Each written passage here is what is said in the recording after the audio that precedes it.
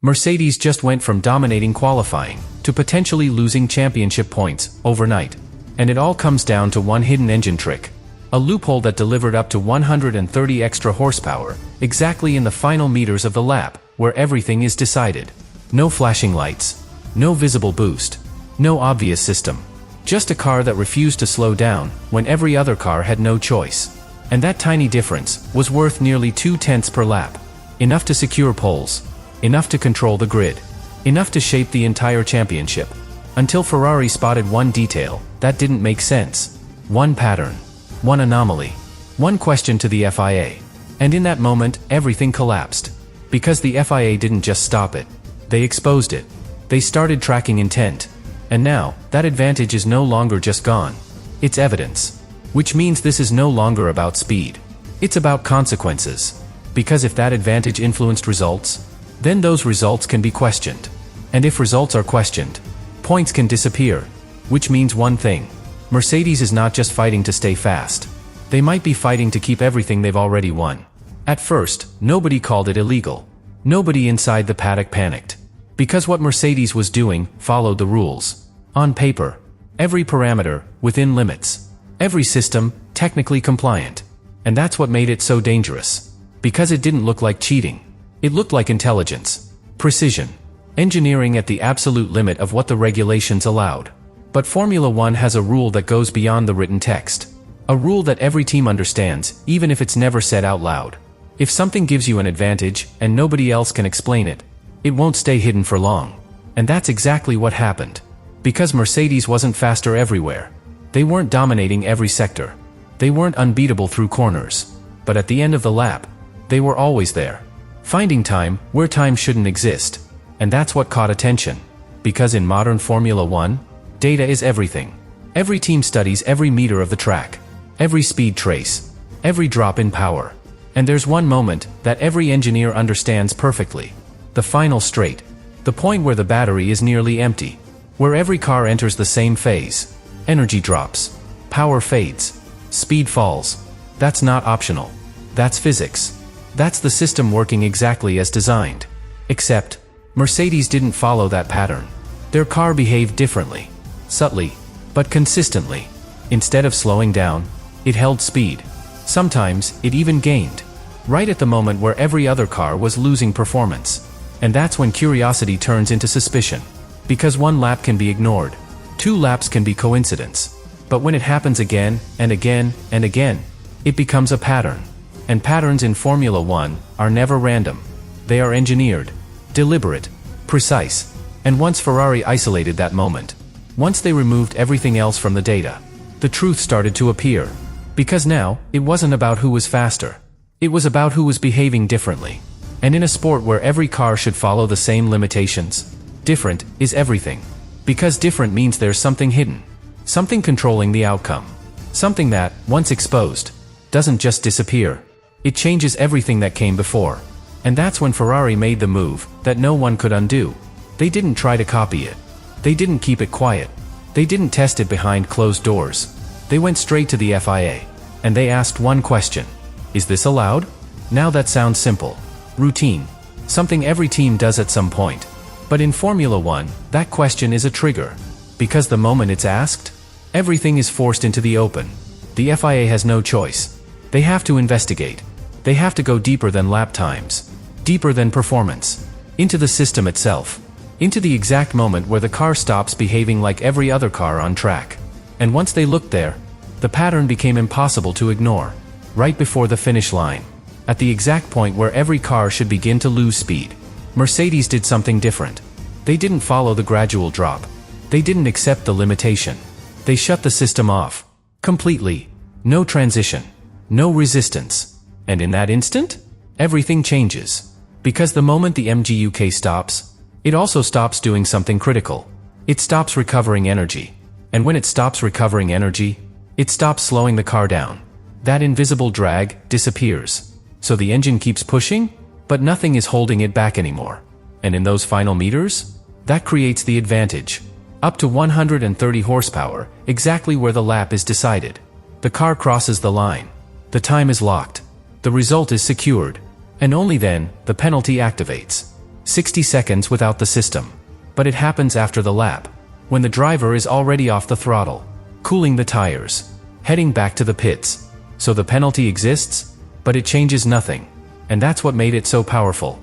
A rule designed to stop teams from doing this, used perfectly to help them do exactly that. But the moment the FIA understood the intent, the situation changed instantly. Because now, it wasn't just clever engineering. It became a question of control, of predictability, of safety. And from that moment on, everything Mercedes does is being watched. Every shutdown, every anomaly, every trace in the data. And that's where the real danger begins. Because now, it's not just about stopping the trick. It's about proving what happened, before anyone was watching. And this is where the story becomes dangerous, for everything Mercedes has already achieved.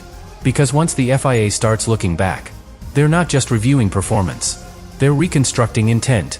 Every qualifying lap, every activation point, every single moment where the system behaved differently. And now, all of that data tells a different story. Because before, it was just speed. Now, it's evidence. And that changes everything. Because this wasn't used once. It wasn't accidental. It wasn't a one-off situation. It was repeatable, controlled, executed at the exact same moment, lap after lap, across multiple race weekends. And that's where the risk explodes. Because if the FIA can prove that the system was deliberately used to gain performance, then every result connected to it becomes vulnerable. Not automatically erased, but no longer protected. And in Formula One, that's the line you never want to cross. Because once results are questioned, they can be reviewed. And once they're reviewed, they can be changed. Lap times can disappear. Qualifying positions can be reassigned. Race outcomes can shift.